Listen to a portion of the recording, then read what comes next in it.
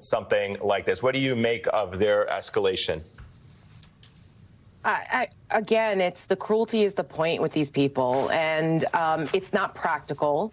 How are you going to pay for it?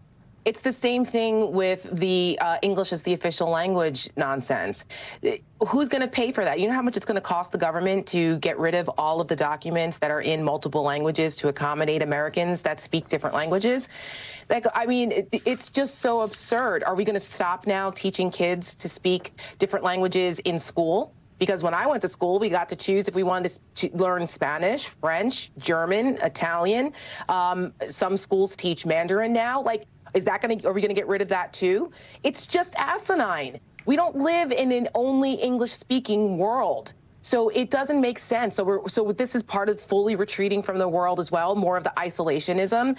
And if we're talking about speaking English, maybe Donald Trump should be the first person to learn, because a lot of times he doesn't speak proper English. He doesn't complete a freaking sentence. Okay, so like, it's so absurd that he's going after other people in this country because they're threatened by the diversity and the richness of that diversity in this country. So again, all of this is not good policy. I worked on immigration policy when I was a Capitol Hill staffer for 7 years, and there are a lot of issues with immigration. There's a lot of issues with immigration enforcement. But what the Trump administration is doing doesn't solve any of it. It's all for theater. It's all for show. It's all part of him trying to assert himself to be some kind of, tough guy. Yeah.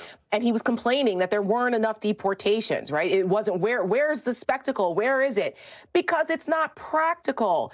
And unfortunately, there's human suffering here. And this is from the same people that put kids in cages. So what do we expect? And to